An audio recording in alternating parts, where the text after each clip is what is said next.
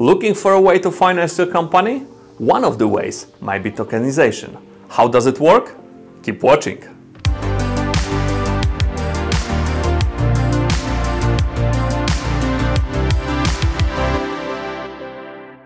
Company tokenization is a term that has recently piqued the curiosity of many companies in search of funding.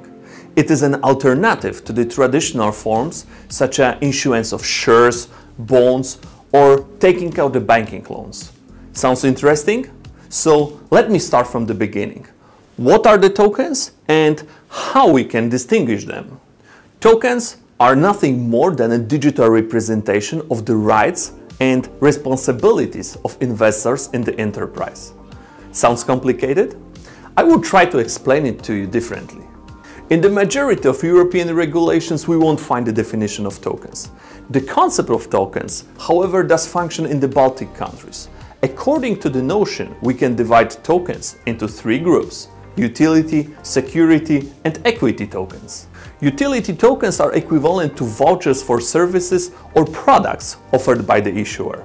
For example, our law firm may issue tokens for services that it will carry out in the future.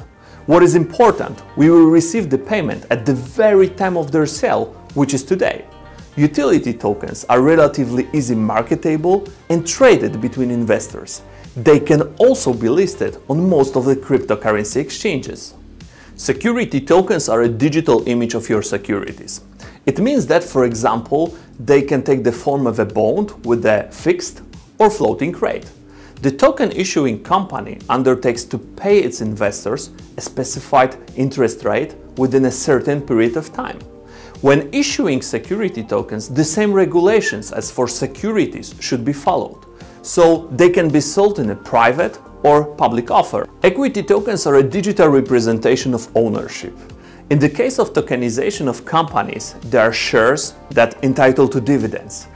In the case of real estate tokenization, it is the ownership.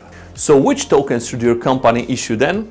Well, it depends on what you want to achieve. If you want to sell your products or services, it is worth considering the ICO process and the issuance of utility token. If you want to acquire financial investors, it is worth considering the STO process and the issuance of equity or security tokens. But are these processes really safe from the investor's point of view? Well, if we are deciding to buy tokens, first it is worth to verify the credibility of the issuer and the prospectus documents.